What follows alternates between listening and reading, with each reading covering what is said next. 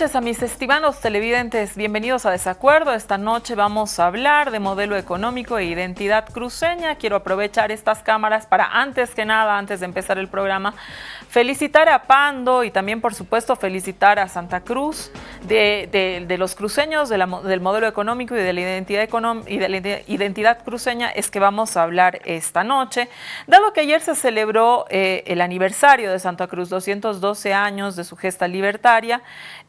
Y esta región es importante para la Bolivia contemporánea por muchísimas razones, y eso se ha reflejado ayer en todos los mensajes que se han hecho públicos, tanto en televisión, en redes sociales, en radios, etcétera, de prácticamente toda la política del país. La política del país ha tenido los ojos puestos en lo que estaba pasando en Santa Cruz.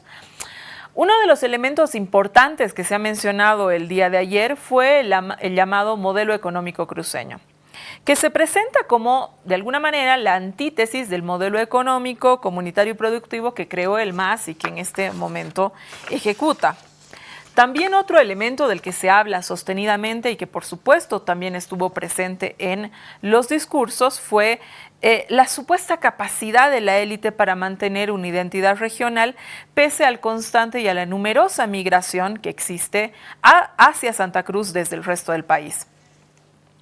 Según los homenajes de algunos miembros, digamos, de esta élite cruceña, no importaría cuántas personas lleguen a Santa Cruz ni de qué regiones sean estas personas, porque prácticamente el resultado siempre sería el mismo. Los llegados se convierten en cambas que forman una identidad homogénea, casi plenamente mestiza, con una ideología anticentralista, regionalista y favorable a la empresa privada. ¿Es verdad esto que se ha dicho? Esa es una de las preguntas que esta noche vamos a formular a nuestro panel. ¿Se ha logrado un mestizaje pleno en Santa Cruz? ¿Qué es realmente el modelo económico cruceño? ¿El modelo económico cruceño está verdaderamente reñido con el modelo social, económico y productivo que propone el MAS? ¿Y cómo funciona verdaderamente esta identidad cruceña a la que hacen alusión permanentemente estos miembros de la élite? Es que esta noche vamos a intentar responder todas estas preguntas precisamente con analistas, todos oriundos de Santa Cruz. Gabriela Montaño va a estar esta noche con nosotros, Remy Ferreira también y Paul Coca, sobre cómo han informado los medios acerca del aniversario de Santa Cruz. Es que la producción ha preparado una cápsula, quédese con eso y con nosotros.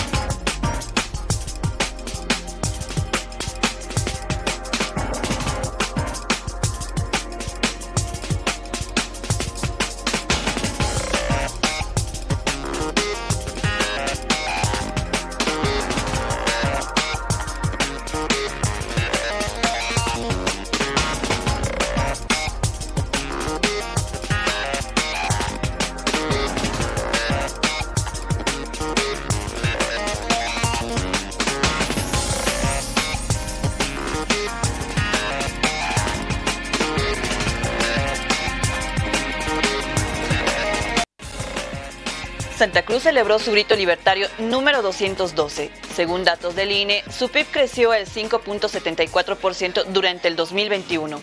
Posee una población en edad de trabajar de 2.076.880 personas. Su parque automotor asciende a 774.472 vehículos.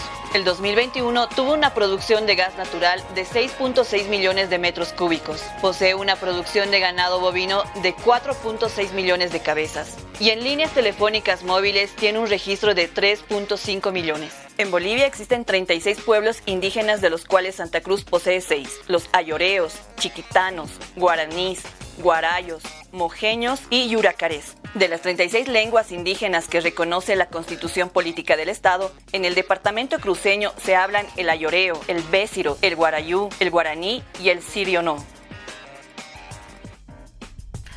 Volvemos a este desacuerdo. Esta noche, como lo hemos señalado, estamos hablando de modelo económico cruceño e identidad. Y para eso, como lo anunciaba antes, hemos invitado a tres personas, tres analistas, oriundos todos de Santa Cruz, con los que evidentemente se va a hacer mucho más rica esta conversación. Paul Coca lo tenemos en estudio. Paul, por fin, hasta que nos hemos encontrado, has dejado tus labores de domingo, has dejado Santa Cruz y has podido estar esta noche conmigo. ¿Cómo estás? Antes que nada, agradecerte por la invitación. Saludar a todas las personas que ven y siguen el desacuerdo, porque realmente es un espacio muy interesante para estar presentes. Saludar obviamente a Santa Cruz en su aniversario, saludar también a la pequeña Pando, a veces nos olvidamos de la pequeña Pando, y también un fuerte saludo especial a la provincia Sara, ¿no?, que es del norte integrado de Santa Cruz, quienes realmente siempre que voy me tratan como un hijo más, y es un honor para mi persona estar aquí. Y obviamente saludar a la doctora Gabriela Montaño, al doctor Raimi Ferreira, con quienes tendremos una noche bastante peculiar, con muchas ideas y sobre todo lo que es el análisis de una región tan pujante como lo es Santa Cruz. Así es, Paul, con nosotros esta noche también por Zoom. Ellos sí no han dejado Santa Cruz. Está Raimi Ferreira. Raimi Ferreira, muchísimas gracias por habernos aceptado la invitación. Un saludo cordial. Buenas noches, Susana. Un saludo cordial a Gabriela, a Paul, a todos los televidentes y por supuesto a nuestro departamento y también Pando, ¿no?, que es su efeméride justamente el mismo día que la de Santa Cruz. Con nosotros también Gabriela Montaño. Gabriela, bienvenida a Desacuerdo. Buenas noches. Buenas noches, Susana. Buenas noches a Paul, a Raimi. Un gusto estar con ustedes y un abrazo enorme a Santa Cruz, a su gente, a Pando, a su gente, a toda su gente. Un abrazo fuerte y con mucho cariño. Gracias, Gabriela. Quiero empezar contigo, Raimi. A ver, tú eres autor de un estudio sobre la identidad regional cruceña que señala que ha establecido una diferenciación de lo cruceño respecto al resto del país a partir de una concepción del origen cruceño. Esta concepción es más o menos histórica, pero también más o menos mítica, y consiste en la idea de que Santa Cruz proviene de una estirpe española, blanca y sin mezcla indígena. El gran historiador Gabriel René Moreno en el siglo XIX sostenía que los cruceños eran todos españoles y blancos, en contraste a los altoperuanos, que eran mestizos y de ascendencia indígena. ¿Qué tan cierto es esto, Raimi, por favor? Es un mito, evidentemente. Lo dice René Moreno, como has dicho, pero hay un autor español que estuvo estudiando el tema de la identidad y escribió un libro muy polémico que se llama Santa Cruz, Sociedad de Fronteras. García Recio demuestra con hechos evidentes que la inmensa mayoría de los españoles que vinieron a América Latina, y en especial los que fueron al Paraguay, que es donde viene la avanzada que llega hasta lo que hoy es Santa Cruz, venían la mayoría sin sus familiares. El mestizaje fue una práctica general. Y es un mito porque sobre eso se ha construido una identidad basada en la hispanidad. Basta escuchar nuestro himno, ¿no? La España grandiosa, con su hado vino y nos bendijo y nos redimió. Es decir, donde la cultura indígena, los verdaderos dueños de la tierra, prácticamente no existieron, ni guaraní, ni chané, ni ayoreo, ni guarayo. Es decir, la simbología, ¿no?, la cruz gamada, etcétera, etcétera, demuestran un mito. Un mito, sin embargo, que está asociado a las verdaderas intenciones de los que vinieron acá. No vinieron a desencantar la tierra por desencantarla, ¿no? Vinieron con un objetivo muy preciso, muy puntual, que era buscar oro, buscar riqueza, que no encontraron. Muchos de eso por eso se volvieron, si uno lee algunos textos de historia, y los que se quedaron tuvieron que empezar a trabajar la tierra sobre el trabajo básicamente indigenal. La gran excepción, y si es que deberíamos rendir algún homenaje a esa influencia hispánica o europea, es la acción de los jesuitas, que a diferencia de lo que pasó con los que vinieron a Santa Cruz inicialmente, los que fueron al resto del país, vinieron con un propósito no económico, sino evangelizador, aceptable, ¿no?, pero que trataron de aprender el idioma originario, por ejemplo el bésiro, les enseñaron a leer y escribir, generaron una comunidad productiva que con sus asimetrías, sus injusticias posiblemente, y con el desconocimiento, ¿no?, de la cultura originaria, porque querían imponer una cultura europea, fue mucho mejor y creo que aportó mucho más a lo que es hoy Santa Cruz en términos, por ejemplo, de alfabetismo, de cultura, que lo que hicieron los primeros fundadores. Pero Raimi, una cuestión, o sea, evidentemente hablamos, por ahí tú sostienes que es un mito, por ahí nos inclinamos a pensar que es más bien un mito, pero hace poco se hace viral un video de un influencer cruceño que decía más o menos lo siguiente, ¿no? Y es que los cruceños llegamos aquí en barco, ¿no? Y formamos una comunidad distinta a la del Collasuyo. Entonces ahí un poco la pregunta, es decir, esa idea de una comunidad blanca, de una estirpe blanca, sigue muy presente hoy por hoy en Santa Cruz. Bueno, ha ido cambiando, Susana. Si uno va escuchando el discurso de los agentes de la élite cruceña, ya hablan, somos indígenas, somos guaraní, se ponen unas camisas bordadas, ¿no? Empiezan a hablar de la chiquitanía. Ha cambiado. Creo que nadie podría, sin cometer una torpeza intelectual, afirmar que todos aquí son descendientes de españoles. El mestizaje es una norma prácticamente, con muy raras excepciones, con ínfimas excepciones. Es un mestizaje. Lo que, sin embargo, es claro es el tema de un sincretismo cultural en el que el factor dominante ha sido el europeo, en este caso el español. Eso sí, no en el tema biológico del mestizaje, en el tema de la mezcla de culturas. Había una cultura dominante que prácticamente ha reducido a su misma expresión a la cultura originaria o a las culturas originarias. Le impuso su idioma, le impuso su religión, su forma de organización política, su forma de organización económica, sus valores. Por eso es que cuando vino la reina Sofía y el rey Juan Carlos, ¿no? Rindieron pleitesía, le besaron la mano, se sentían como que esa era, ¿no? La representación de la patria grande. En el tema cultural, donde hay una hegemonía, evidentemente, a la que han sido sometidas, ¿no? Con raras excepciones, mucha de la dirigencia indígena, ¿no? Aunque ha habido movimientos indígenas orientales que han rechazado eso, lo que era el SIDOP originalmente. Plantean una reescritura de la historia, una historia que los excluye, que les quita sus territorios, a favor de los grandes hacendados y las grandes haciendas que tienen 70% hasta ahora del territorio cultivable de Santa Cruz. Pero lamentablemente no es todo, hay un movimiento indígena parcelado a nivel originario. Pero además, si uno lee las obras, las novelas, los relatos, la prensa del siglo XIX, del siglo XX, va a ver a los otros, ¿no? A los bárbaros. Todavía con asombro, el año 70 se habla de que los yuquis habían atacado a personas que estaban cultivando la tierra. O en los 50, por ejemplo, ¿no? Se hablaba de las ferocidades que cometían los indígenas, ¿no? Los bárbaros que les llamaban. Pero no se puede negar que, para no caer en la absoluta falta de sustento histórica, de que empiezan a incorporar términos, frases, ¿no? de los pueblos indígenas, al que incluso hoy se lo plantea como el que ha sido agredido. Ojo, y fíjense, se plantea como que los indígenas originarios han sufrido el despojo de sus tierras por los indígenas que vienen del occidente, ¿no? Pero no de los menonitas, no de la migración japonesa que hubo, y mucho menos de los mestizos blancos, que son los que se quedaron con las mejores tierras hasta ahora, que eran originalmente los pueblos indígenas. Uy, nos has abierto un paraguas de cuestiones, Raimi. Voy a pasar la palabra a Paul para preguntarte un poco sobre este modelo económico cruceño, que se plantea como algo definitivamente distinto a lo que sucede en el resto del país. Sin embargo, no está clara en qué se basa esa idea de que sea algo completamente distinto a la economía, digamos, regional. ¿Podrías explicar, Paul, cuáles son las características, las particularidades que hacen propias la existencia de ese modelo económico cruceño? Desde las décadas de los 90 se viene hablando de un modelo económico cruceño, no es de reciente data. Y desde la década de los 90 se intenta dar una definición a lo que es el modelo económico debido a muchos aspectos que ya de los 90 al día de hoy se han establecido. El pico de recaudaciones tributarias de Santa Cruz, el tema de aportaciones al Estado por exportaciones, por supuesto que es de Santa Cruz, y también por un factor de migración.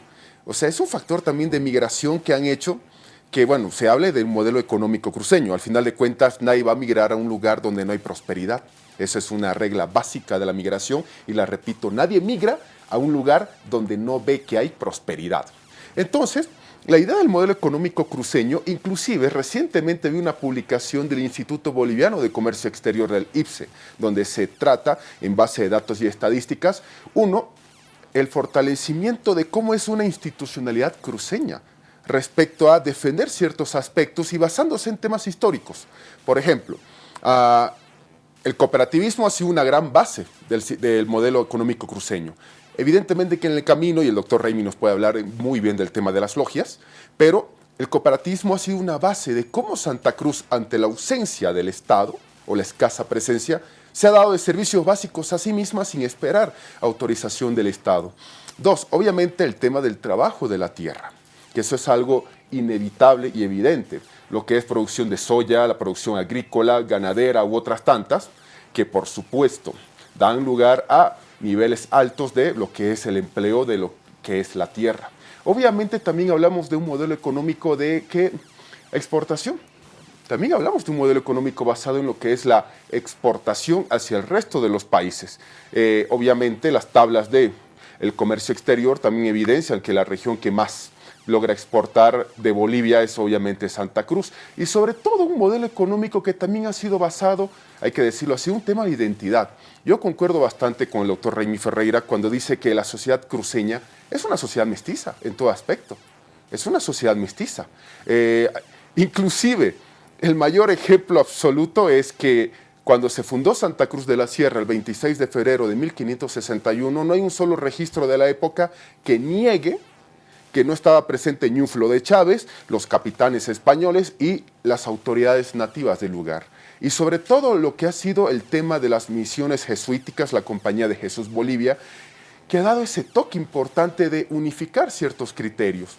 Ahora, obviamente ya nosotros no podemos hablar solamente en base a una versión mestiza de lo que es la identidad que define también un modelo que, hay que ser realistas, está basado ese modelo en lo que es el liberalismo. Así es, ese modelo está basado en lo que es el liberalismo, es decir, prácticamente dejar que la persona pueda emprender, crecer y el día de mañana, ¿por qué no?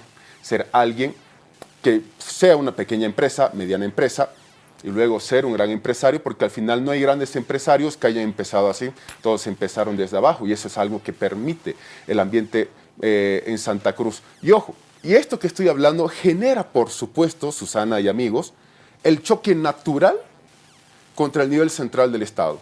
¿Cuál partido? Todos los partidos. Porque quien está en el nivel central del Estado, por supuesto, obviamente tiene una visión diferente de lo que Santa Cruz es, siente y tiene.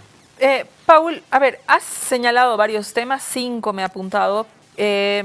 Y ahí, digamos, ¿cuáles son las diferencias? Porque no encuentro muchas diferencias en un modelo de cualquier otra economía basada en recursos renovables. Es decir, ¿en qué se diferenciaría Santa Cruz respecto al sector agropecuario, no sé, chileno, paraguayo, ¿no? Has hablado de liberalismo, creo que es importante el apunte, ¿no? Es decir, realmente entonces, haciendo alusión a tu intervención, el modelo económico cruceño es pretender el éxito del liberalismo en realidad, ¿no es cierto? Porque una particularidad distinta a esto, ¿cuál sería?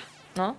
O sea, la diferencia es absolutamente clara. Primero, es evidente el tema del liberalismo. Segundo, a diferencia del modelo productivo, por ejemplo, que exista en lo que es Santa Cruz o en cualquiera de las regiones chilenas, la diferencia es abismal en un gran aspecto de los muchos que hay, pero mencionaré uno solo, que el Estado chileno tiene un toque liberal y eso fue ratificado cuando se rechazó esa constitución política en pasados días. En cambio, aquí en Bolivia no hay una visión liberal. Lo que hay es una visión de capitalismo de Estado, el Estado acaparador, el Estado que genera empleos, el papá Estado que tiene que hacerlo todo. Esa es la gran diferencia entre lo que es cualquier productor chileno, que tiene obviamente la permisión de su Estado para poder hacerlo, y en cambio en Santa Cruz, donde el Estado es quien te pone barreras, cargas, zancadillas, tropiezo. Esa es la gran diferencia, Susi. Otra pregunta, Paul. El Estado boliviano, cualquiera que de pronto te podría hacer una discusión ahí contigo en cuanto a, por ejemplo, las exportaciones. El impuesto a las exportaciones es cero, a diferencia de otros países en el mundo, al lado Argentina, ¿no? Es decir, Bolivia tiene exportaciones cero. Ahí no existe una intervención del Estado más bien para promover este gran acápite que tú haces, ¿no? Hablas de 5 puntos, ¿no? Para promover las exportaciones, el Estado te está dando unos beneficios que de pronto en un modelo de, digamos, rigurosamente liberal, ¿no es cierto?, no te las daría, ¿no?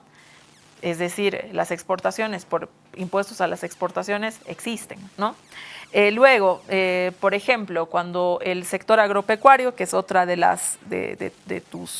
los grandes puntos que tú has puesto y que es evidente, ¿no es cierto?, quiere hacer importaciones de maquinaria, impuesto cero, ¿no? Entonces, ahí, desde tu perspectiva, Paul, no existe ninguna, ¿no?, ayuda del Estado central a que desarrollo económico cruceño se potencia.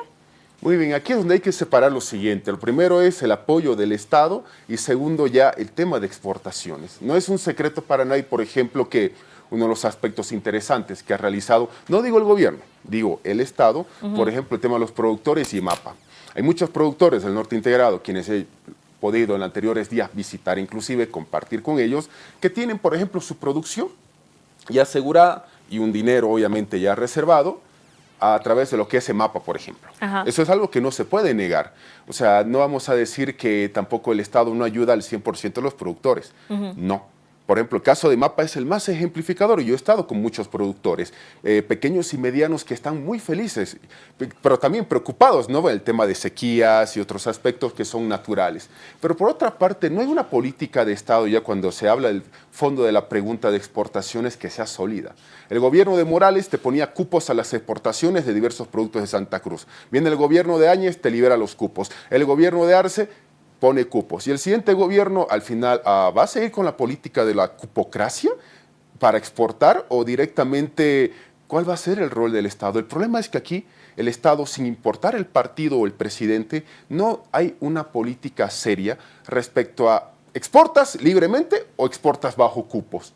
Porque al final el empresariado, dentro de lo que es el exportador, el pequeño mediano empresario, dentro de este aspecto, obviamente lo que quiere saber es seguridad jurídica. Porque cuando ya empiezas a crecer y empiezas a exportar tu primer producto, es porque estás creciendo y el Estado, si no te ayuda, tiene que facilitarte. Y otra cosa, si bien es cierto que también yo estaba hablando con productores y otros in situ, como se dice, por eso también mando saludo a la provincia Sara, que estuvimos ahí, hay otros que están bastante preocupados por el tema de avasallamientos de tierras, que hasta el momento el nivel central del Estado no quiere retirar a quienes están avasallando. Mejor ejemplo, el caso Las Londras, donde inclusive los miembros de la prensa están bastante molestos porque a los que estaban con armas de fuerte calibre, amenazando a periodistas y a todo el mundo, a fiscales y policía, ahora están en casa literalmente. Entonces, tenemos que hablar de una política de Estado, Susi y amigos, que sea seria. O sea, que no puede ser que una política de esta manera se esté cambiando gobierno tras gobierno, porque al final los gobiernos van y vienen y nosotros quedamos. Quizás tiene que ver un poco con el tema ideológico también de cada gobierno. Es un poco natural que los gobiernos, dependiendo de su ideología, cambien ciertas políticas. Me parece absolutamente natural que esto suceda, pero lo vamos a seguir debatiendo, Paul. A ver, Gabriela, quiero ir contigo. Se dice que el modelo económico cruceño es el gran rival del modelo económico productivo de desarrollo productivo social y desarrollo productivo que propone el MAS, que muestra claramente una ruta alternativa que es la nacionalización, la redistribución de la riqueza, el fortalecimiento del Estado, etcétera, ¿no? Creo que como las premisas principales. ¿Qué opinas sobre esto y de los planteamientos de Paul Coca en relación al modelo económico cruceño y este gran rival, digamos, que es el modelo de desarrollo económico y productivo que plantea el MAS, por lo menos nominalmente, es decir, rivales, ¿no? A ver, Susana, yo quisiera primero complementar lo que planteó Remy Ferreira. Para mí, y si tuviera que ponerle un titular a Santa Cruz en términos identitarios, es un departamento de migrantes y fundamentalmente es un departamento de migrantes del occidente del país. Cuando se da un quiebre en el crecimiento poblacional cruceño, se da a partir de la consolidación de la carretera, digamos, que unía el eje central y que unía a Santa Cruz con Cochabamba, y eso generó un cambio de la pendiente de la curva de crecimiento poblacional impresionante. Si revisamos los datos, que los tengo acá, Susana, en 1950 Santa Cruz tenía 244.000, un poco más de 244.000 habitantes. En 1976 ya tenía 710.000 habitantes y esa pendiente de la curva de crecimiento poblacional no deja de tener la misma proporción en crecimiento. Se cree que si Santa Cruz se hubiera dejado su crecimiento natural, hoy tendría 400.000 habitantes. ¿Se imaginan la diferencia? Es decir, esa enorme migración que no fue solamente de sectores populares del occidente del país que llegaron como mano de obra a Santa Cruz, también lo fueron, pero también migraron personas y capitales del occidente del país privados hacia Santa Cruz. Por lo tanto, Santa Cruz es un departamento de migrantes.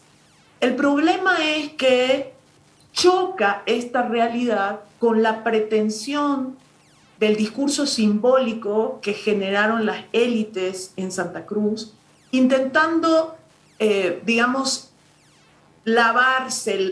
ponerse la bandina en la piel para que no sea ni muy indígena, ni muy morena, ni muy vinculada al occidente del país. Pero eso no es cierto. Y ese choque discursivo que ha tratado de suavizarse en algunos momentos y que es contradictorio permanentemente, porque así como escuchamos a algunos líderes de esa élite económica cruceña intentar abuenarse con la realidad de ese departamento migrante, inmediatamente se genera una tensión política. La confrontación te muestra a jóvenes de la Unión Juvenil Cruceñista pateando a mujeres de pollera. Y entonces ahí ese departamento de migrantes otra vez se pone en un conflicto identitario muy grande. Yo quería primero aproximarme a esto y segundo, en relación al modelo económico cruceño. Bueno, yo tengo mis dudas de la existencia real de un modelo propio. No se podría entender la situación económica en Santa Cruz sin entender las transferencias del Estado hacia los niveles subnacionales, llámese antes prefecturas, ahora gobernaciones, municipios, etcétera. La inversión pública hecha por el propio Estado nacional, y no estoy hablando solamente del gobierno del MAS, aunque en el gobierno del MAS lo mostraremos con cifras luego, es cuando mejor le ha ido a Santa Cruz en términos de inversión pública. No le había ido a Santa Cruz tan bien desde hacía muchas décadas en términos de inversión pública desde el Estado nacional en Santa Cruz. Pero también hubo un banco agrícola, también hubieron iniciativas que respaldó el Estado nacional con cooperación internacional en algún caso, que dio lugar a los principales, núcleos de revolución productiva en Santa Cruz. Los ingenios azucareros, la hilandería Santa Cruz. Gran parte de esas iniciativas no surgieron por sí mismas o por una inversión transnacional, sino por una inversión del Estado boliviano en Santa Cruz. Y si hablamos de los últimos tiempos, Susana, mira, yo tengo aquí unas cifras que son brutales. Santa Cruz, hasta antes del ascenso del gobierno del MAS, tenía en promedio una inversión de entre 100 a 115 millones de dólares anuales. A partir del ascenso del MAS al gobierno, esto empieza a crecer de una manera tan importante que llega a el pico en el 2013 a 985 millones de dólares en el gobierno del MAS. Es decir, durante toda la etapa neoliberal, en promedio Santa Cruz recibía de inversión pública algo más de 100 millones de dólares. Y en promedio, durante el gobierno del MAS, Santa Cruz ha recibido 4 o 5 veces más de eso anualmente. Entonces, ¿se podría entender el despegue económico de Santa Cruz sin esa inversión pública del nivel central del Estado? Yo creo que no. Por eso creo que es un mito intentar explicar la economía cruceña sin estos elementos que acabo de nombrar. Me tengo que ir a un corte. Voy a volver contigo, Paul, para que podamos contrastar un poco estas ideas que ha planteado Gabriela Montaño. Quédese con nosotros en nuestro desacuerdo, pero no me quiero ir a un corte sin antes mencionar que el Banco Unión ha presentado su banca mujer, dedicada a las mujeres trabajadoras, honestas, valientes, apasionadas, orgullosas, empoderadas. Así es, así son todas las mujeres bolivianas. Es por eso que para acompañar su crecimiento y el empoderamiento económico de estas, el Banco Unión ha decidido presentar la banca mujer, una banca inspirada en cada una de las mujeres bolivianas. Quédese con nosotros.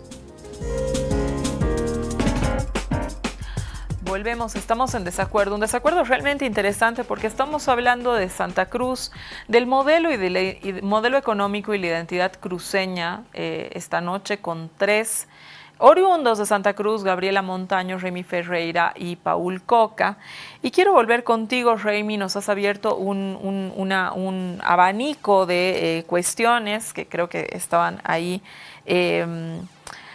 No cabe duda que la identidad cruceña es muy fuerte, ¿no? Cuando alguien habla con un cruceño o alguien que se siente cruceño, el cruceño ha nacido donde le ha dado la gana, es decir, tú escuchas una serie de cosas que evidentemente nos retratan, mejor dicho, que el orgullo sobre la identidad cruceña es genuino.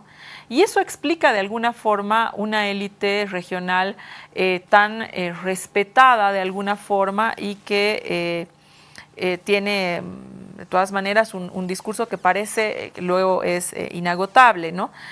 Pareciera que la élite cruceña aprovecha estos simbolismos, este orgullo genuino cruceño para oponerse a toda posibilidad de cambio, sea de donde venga, ¿no es cierto? Y entonces le llaman al enemigo centralismo, le llaman al enemigo a alguien que no quiere a los cruceños, ¿no?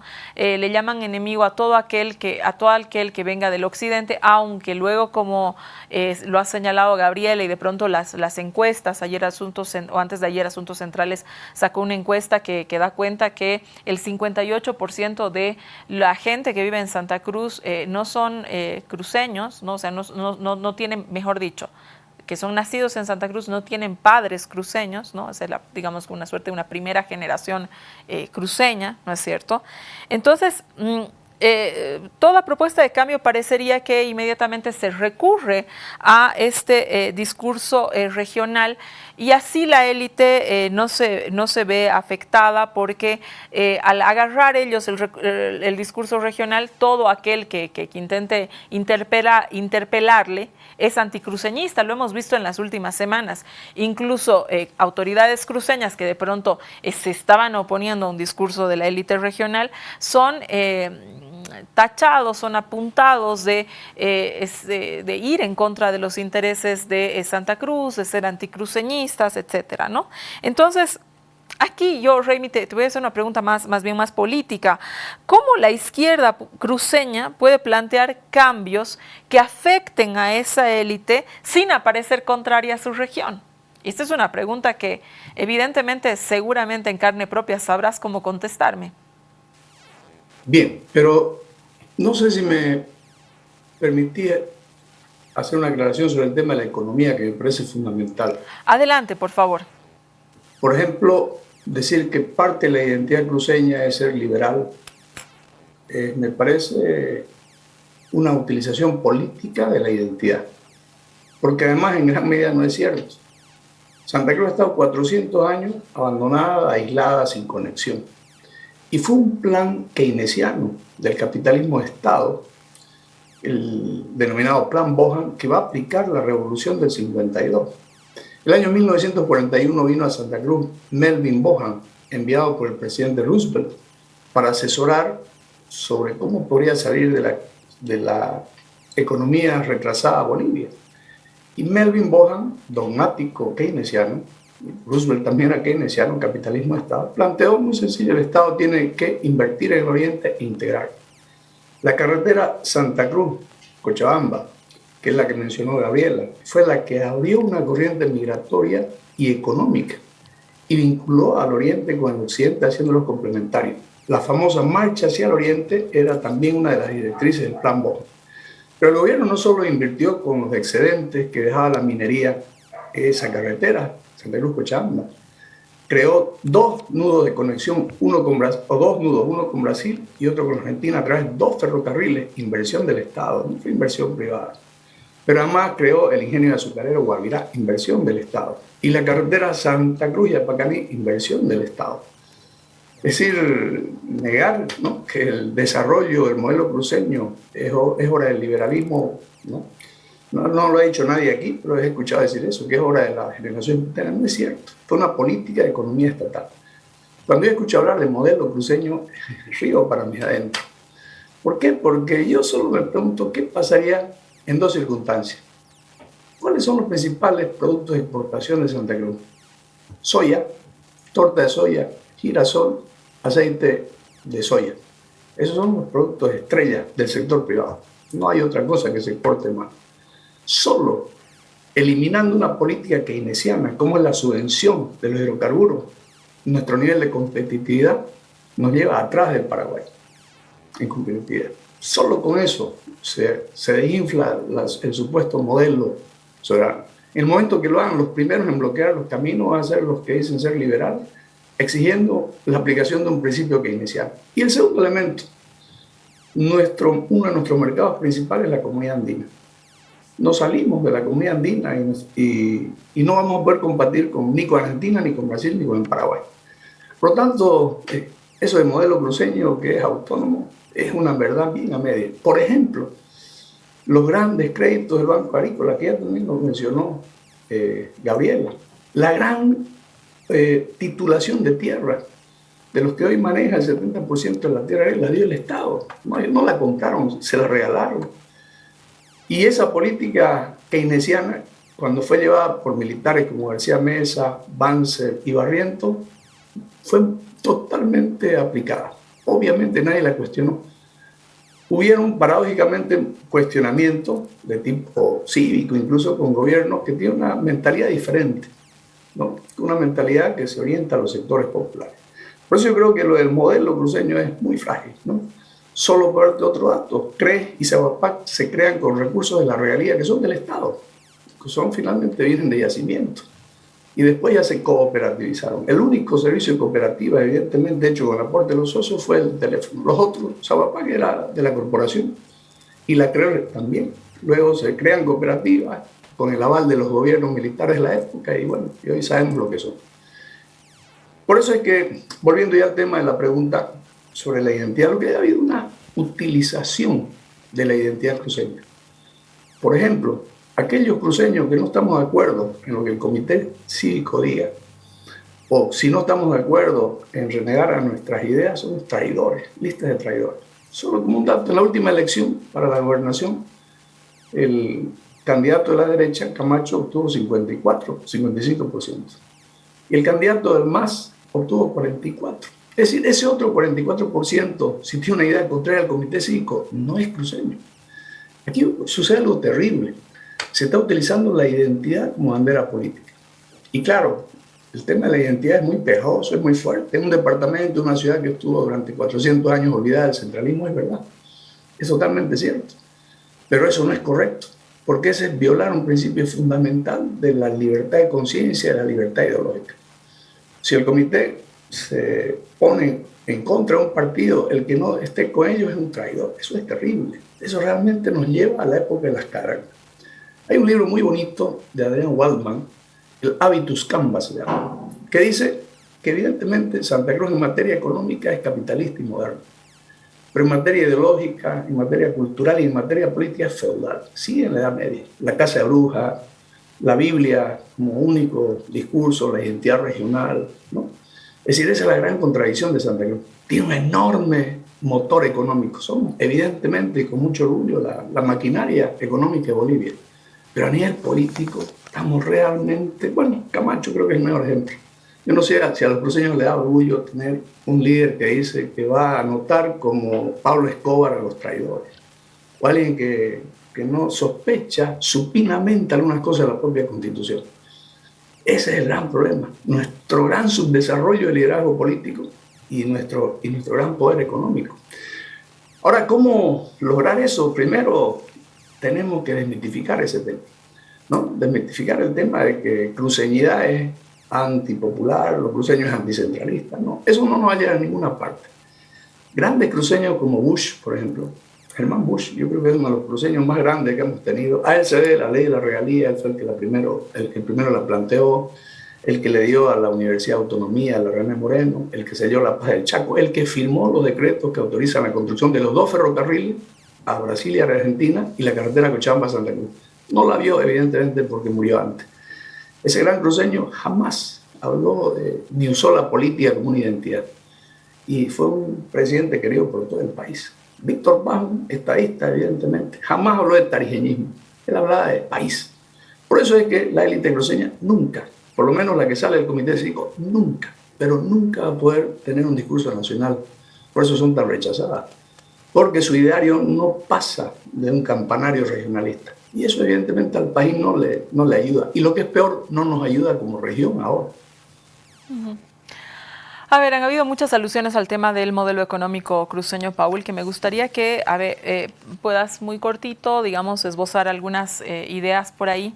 Y quiero agarrar la última idea de Raimi, ¿no? Esta cuestión que en algunos otros espacios compartí contigo también, Paul. Mi hermano se llama Paul, te iba a decir José Paul, él se llama José Paul, te estaba a punto de decirte así. Y es el tema del discurso, ¿no? Del discurso cruceño, de la élite cruceña, de la identidad cruceña, que de pronto hace que no se salga de la frontera, ¿no? De las fronteras cruceñas, ¿no? Porque de pronto cuando un discurso cruceño solamente interpela a cruceños, ¿qué pasa con el resto, ¿no? Ese proyecto político de pronto también se ve truncado en la medida de que solamente le habla a unos cuantos e incluso, como lo apunta Raimi, aquellos que en la propia región no estuvieran de acuerdo con ciertas lógicas, ciertos discursos, son inmediatamente titulados o rotulados de traidores, ¿no? Entonces, muy complejo así construir un discurso nacional. Exactamente, ese es el fondo del asunto. Para empezar, quiero continuar lo que decía el doctor Raimi Ferreira. Nadie duda de que Santa Cruz estuvo abandonada 400 años por el centralismo, nadie duda de la locomotora económica que es Santa Cruz. El tema ya es que Santa Cruz de un tiempo a esta parte ya sabe que es el motor económico de Bolivia, pero cuando quiere ya hablar de ser el eje político del país es donde ahí ya se ven muchas deficiencias. Ahí se ven las deficiencias. Primero, siempre hay 2 tipos de deficiencia. La deficiencia interna, que es la propia del lugar, donde obviamente yo siempre voy a ser partidario del disenso. O sea, como dice el nombre del programa, estar en desacuerdo con algo con lo que... Es la base de la democracia. Claro, con lo que yo no estoy en desacuerdo. O sea, con lo que no estoy de acuerdo. O sea, es una base absolutamente elemental. Y segundo punto, el hecho de que en Santa Cruz muchos sectores, no voy a aludir a todos, piensen que con ser el motor económico es suficiente para ser el poder político de Bolivia, no es así. En este momento, Santa Cruz, y yo siempre he dicho, por ejemplo, el tema de la lucha por el censo, es que en el fondo, porque siempre hay un fondo detrás de todo esto, es que Santa Cruz ya quiere de una vez dar una hoja de ruta al país. Pero hasta para dar una hoja de ruta, Susana y amigos, hay que saber cómo darla. Santa Cruz está teniendo esa falencia de que no saben cómo encarar un plano absolutamente de discurso y de visión absolutamente nacional. Santa Cruz es una pequeña Bolivia. Tanto Gabriela como el doctor Raimi lo decían absolutamente, y estoy absolutamente de acuerdo porque es la realidad. Hay gente de todas partes de Bolivia ahí viviendo en Santa Cruz. Y eso ya tendría que ser una buena base para que se hable en un discurso nacional desde Santa Cruz. Algo que hasta el momento hay muchas falencias. No se está logrando enamorar al resto del país con todo esto. De nada te sirve tener un proyecto político, un modelo económico rentable si no le explicas al resto del país qué es, para qué sirve y en qué te beneficia y en qué sería mejor que un proyecto de Estado. Es algo que en Santa Cruz se está fallando. Te voy a cortar un segundito. Cuando hablamos del modelo económico, tú has explicado una serie de cosas, de pronto Gabriela, Raimi hablan de otras cuestiones.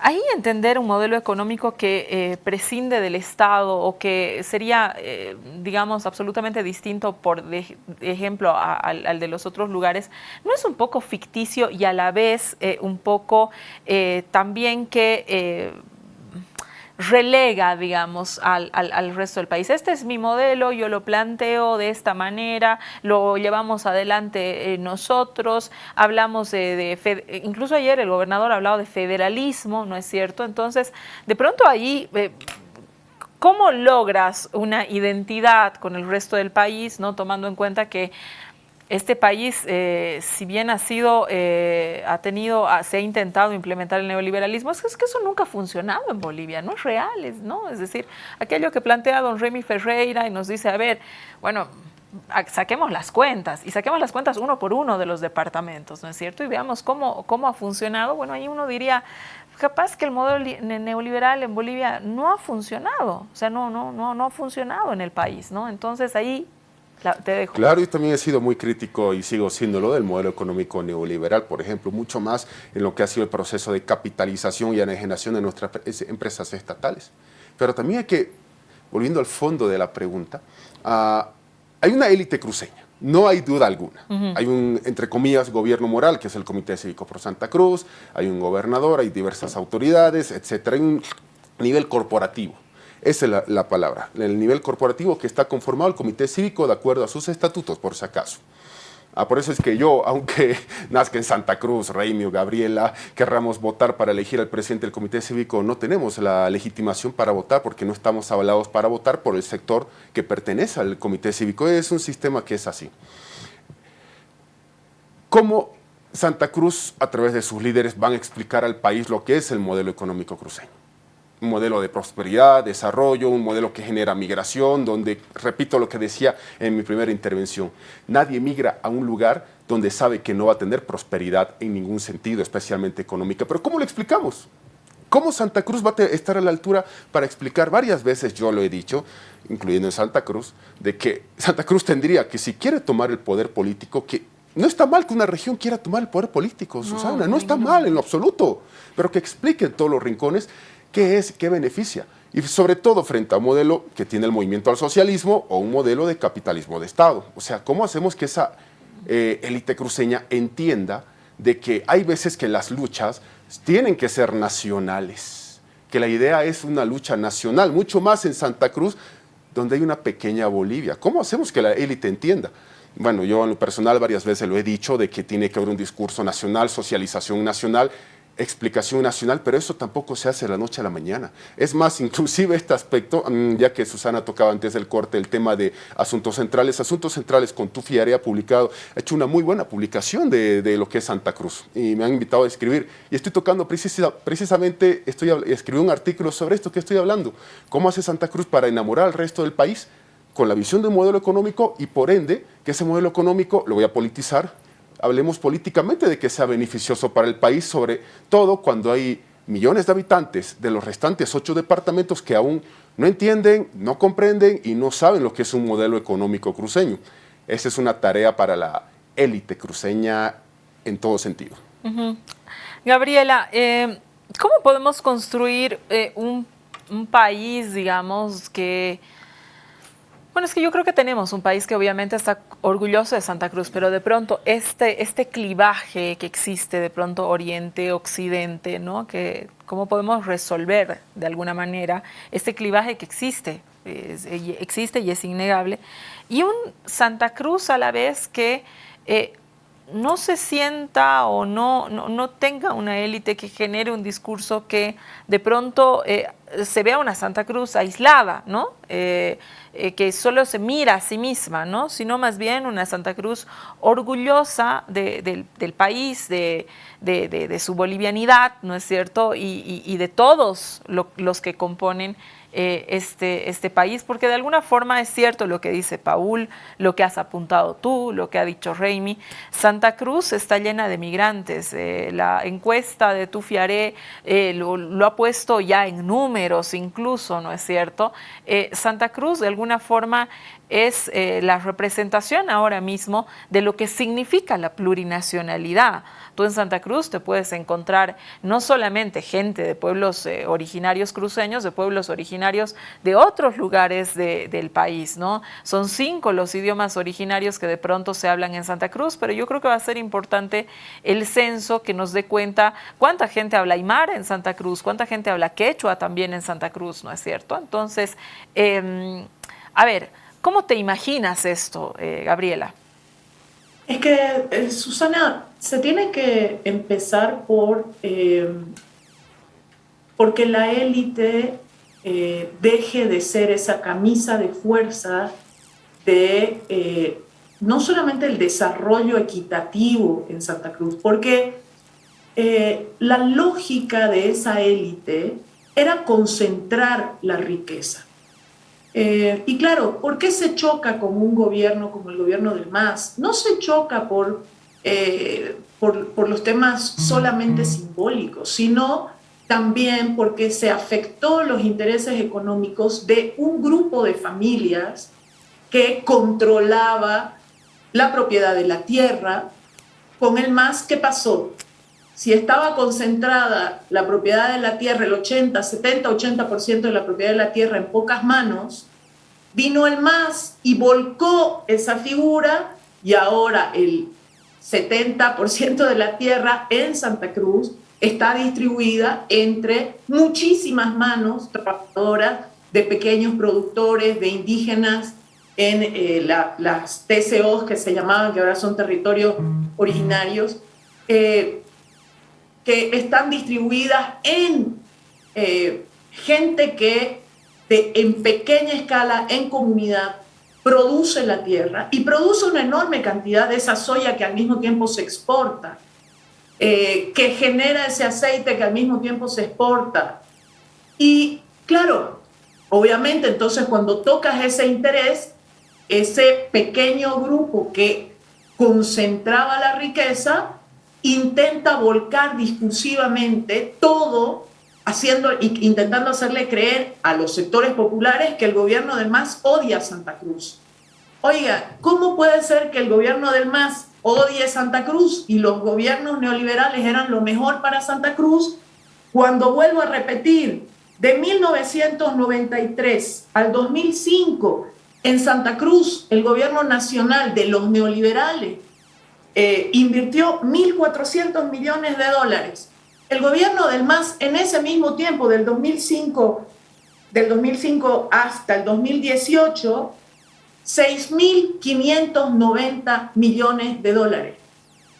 O sea, ¿cómo es entonces, cómo se puede explicar que un gobierno que odia supuestamente a Santa Cruz invierte 4 o 5 veces más en Santa Cruz que lo que invirtieron los gobiernos que decían representar a esa élite cruceña? Entonces, ahí hay intereses económicos que se chocan con el modelo económico de ese Estado plurinacional propuesto por el MAS. Y te voy a dar otro dato, lo dijo Paul hace un momento.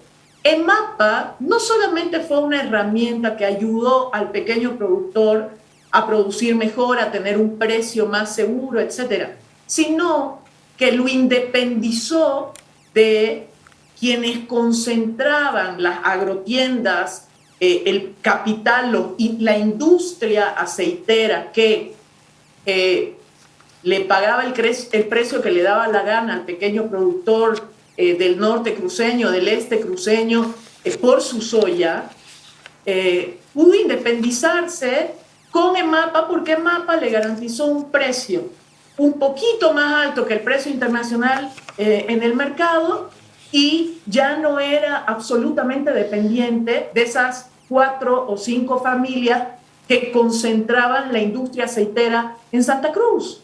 Y que además hay algo que decir.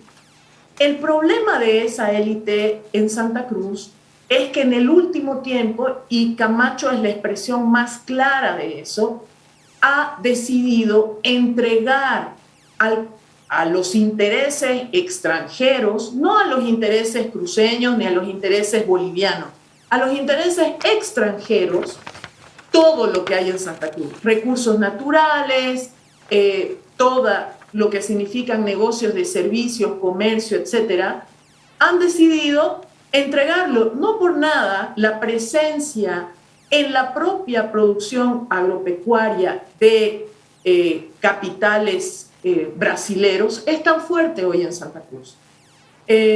Entonces, ni siquiera es una élite que batalla o lucha por los intereses de los cruceños o de los bolivianos, sino que defiende intereses de las transnacionales y de los capitales extranjeros.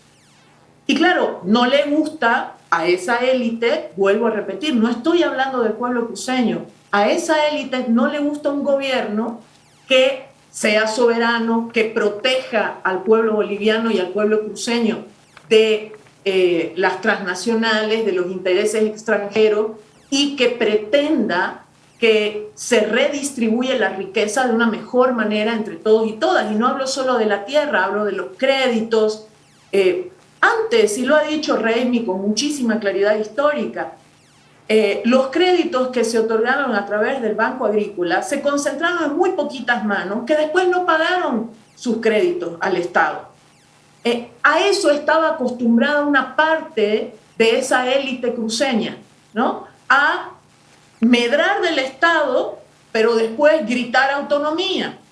Y claro, no es compatible eso. Cuando uno quiere ser mayor de edad, también tiene responsabilidades para ser mayor de edad. No es solamente hacerse el independiente, sino tener la responsabilidad de qué futuro y qué proyecto está llevando hacia adelante. Entonces, sí, la élite cruceña tiene que entender que no puede seguir concentrando en pocas manos.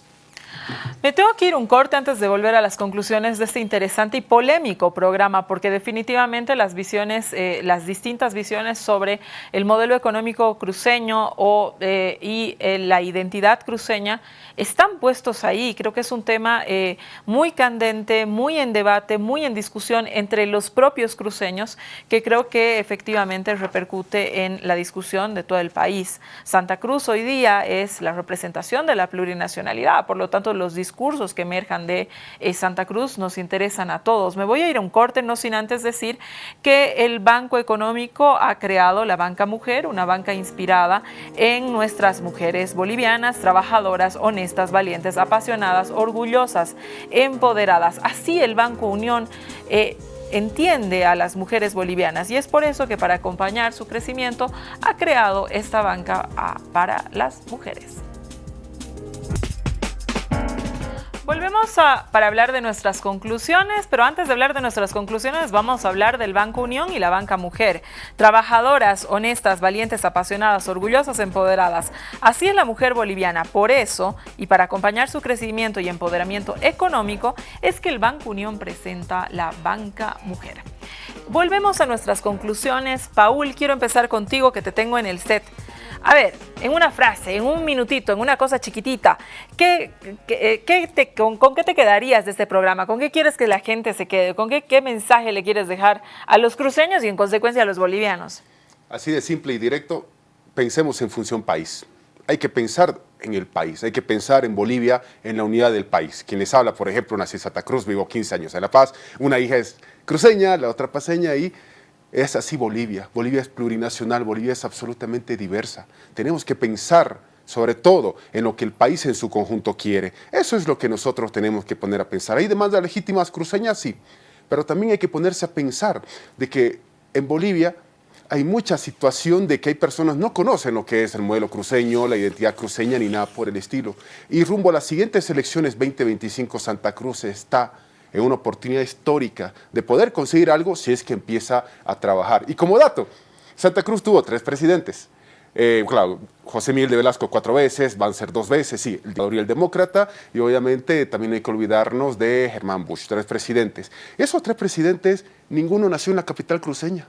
Todavía la capital cruceña, donde hay más de 1 millón de habitantes, no tiene el honor de tener un presidente, así que ese es un dato y pensemos en función país. Bueno, creo que Paul está haciendo ya su campaña. Raimi, una conclusión, por favor. Bueno, yo cuando hablo del modelo económico cruceño, solo pido a los cruceños que están mirando este programa que se acuerden que del año 87 al año 2005 teníamos una empresa cruceña, llevada adelante por cruceños, de la empresa privada que distribuía el gas domiciliario. En una década apenas hicieron 2.000 conexiones, 3.000 que había dejado yacimiento y 2.000 que hicieron ellos. Y el modelo estatista, centralista, antinacional, en 10 años puso 1 millón de conexiones. Hoy, 2 de cada 3 cruceños en la ciudad tienen gas domiciliario gracias al Estado centralista, entre comillas, ineficiente. Y el modelo cruceño, su empresa estrella Sergas, no ha tenido más que 2.000 personas en la misma cantidad de tiendas. Gracias. Eso es lo que hay que ver en términos concretos. Gracias, Raimi. Gracias por habernos acompañado esta noche. Gabriela, una conclusión cortita. Bueno, yo lo que quisiera para Santa Cruz es una sociedad en la que todos y todas tengamos un espacio, sin una mirada conservadora. Los jóvenes, las jóvenes esperan el poder tomar decisiones en una sociedad que no rechace y que no golpee al que piensa diferente o a la que piensa diferente. Y quisiera una sociedad más despatriarcalizada, una sociedad más abierta a todas las opciones en todos los ámbitos de la vida. Eso es lo que quisiera para Santa Cruz en el futuro.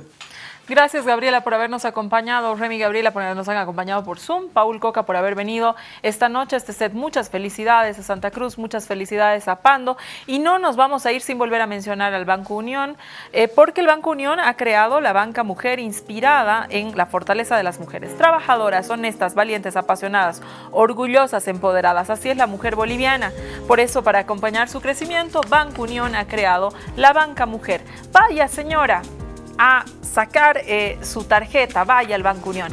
Con nosotros hasta el siguiente domingo, quédese en la programación de RTP y por supuesto, nuevamente, felicidades Santa Cruz, felicidades Pando. Hablar esta noche de Santa Cruz, por supuesto que es hablar de Bolivia. Buenas noches.